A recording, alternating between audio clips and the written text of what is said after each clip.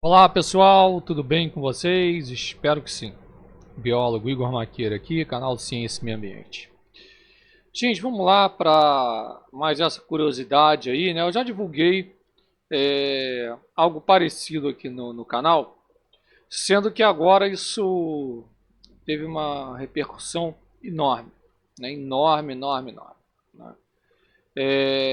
E novamente com muita bobagem,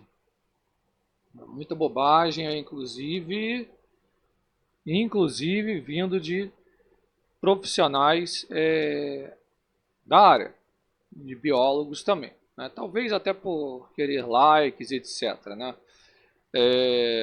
Pessoas não comprometidas com a verdade. O que acontece? Foi publicado nesse artigo aqui, né? Aliás, publicado não, né? Ainda não foi publicado, é uma pré-publicação para vocês entenderem, né? O costume de falar que foi publicado. A respeito da criação de camundongos, tá? Isso não é rato, camundongos de laboratório ali que expressaram, né, o fenótipo, né, que é o que se vê desses pelos aí igual do mamute lanoso, né, o Mammutus primigenius. Então, essa espécie, essa espécie mamute, né, uh, andou ali pela Terra cerca de, vivendo até 4.000 anos atrás, numa ilha lá na Sibéria. Então, desde 2021, por isso que vocês devem estar se recordando aí que eu já abordei esse assunto, a empresa norte-americana, a Colossal Bioscience, ela está dedicada a trazer de volta mamutes da extinção. Ora, vamos com calma. Você pegar, né, e recriar em um animal, vocês vão entender, né, o que eu estou falando aqui. É você recriar a parte ali dos pelos, né, que é o fenótipo que se vê em alguns camundongos de laboratório, né, conforme até a notícia, né, alguns camundongos que passaram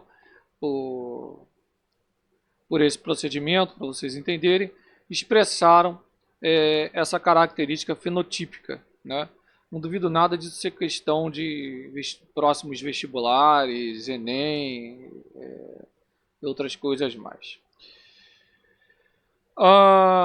Então a Colossal Bioscience, né, pegou isso, né, colocando que vai recriar o mamute em 2028, né, após modificação genética de elefantes asiáticos, para que eles adquiram traços de mamute lanosos, né. Antes disso, o que eles fizeram? Eles criaram camundongos parecidos com mamutes, né, com características específicas, né, sendo que ali abordando a tolerância ao frio, né, sendo que em nenhum momento, né, eles colocam que esses camundongos realmente são tolerantes ao frio. E tem mais. Apesar de ser, né, um bom sinal das técnicas de edição genética e parará, né, a pesquisa detalha a criação desses camundongos nessa pré-publicação na BioVix, né, e aguarda a revisão por pares da comunidade científica. E pode pegar um pouquinho, porque há uma certa desconfiança, né? Há uma certa desconfiança. É uma startup bilionária, ela conseguiu investimentos, né? E como é que funcionou isso daí, né? Eles modificaram geneticamente óvulos fertilizados e células tronco embriônicas de camundongos e depois implantaram esses óvulos em roedores que serviram como se fosse uma barriga de aluguel. O foco foi alterar 9 genes, né, que definem cor do pelo, textura e comprimento. Eles foram editados para produzir características parecidas, mas não idênticas, com as dos mamutes, né, como os pelos dourados, por exemplo. Desses 9, 2 também são encontrados nos mamutes ali. Por quê? Porque esses 9 aí também são encontrados em outros animais pré-históricos. Enfim, os pesquisadores acreditam que eles contribuíram para a penugem lanosa dos animais pré-históricos e por isso conseguiram reproduzir características tão parecidas nesses roedores, né? Só que os mamutes tinham outras adaptações específicas ao frio, né? Armazenamento de gordura, enfim. A parte ali das patas, né, para locomoção. Então, eles alteraram um gene nesses roedores associado à forma como eles metabolizam gordura. Tá? Então, eles sugeriram que esse gene tem um papel importante na adaptação ao frio. Sugeriram, tá? Mas isso não está comprovado. Então, é a primeira mentira que certos profissionais estão divulgando, né? Que eles comprovaram essa adaptabilidade a temperaturas negativas, temperaturas extremas negativas, né? Então, eles fizeram várias tentativas de edição genética e nem todas resultaram em camundongos lanosos. Segunda mentira, porque algumas pessoas colocaram que todos os camundongos nasceram ali com as características desse pelo, né? Enfim, algumas edições proporcionaram tipos de pelos diferentes. Todos os camundongos nasceram saudáveis? Sim. Sem alterações preocupantes? Sim, né? A pesquisa é interessante, gente, mas não deixa de colocar algumas coisas, né? Em primeiro lugar, é muito mais difícil você recriar um animal, muito mais, do que você alterar alguns genes relacionados à tolerância ao frio. Tá? Eu estou pegando aqui a hipótese como sendo válida, né? Tem outra coisa, né?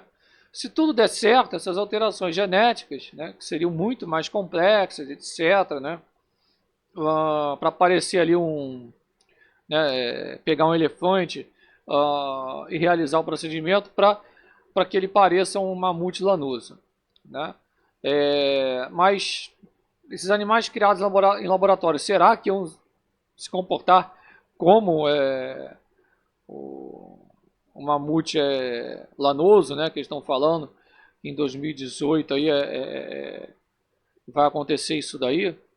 Olha, sinceramente, não creio, tá? Por quê que eu não creio nisso?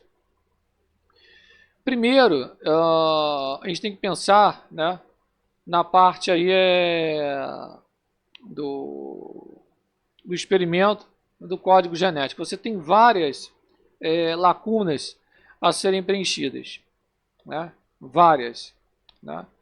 Então, a capacidade de editar múltiplos genes ao mesmo tempo em camundongos e fazer isso, né, obter a aparência lanosa esperada, é um passo bacana? É um passo importante? Né?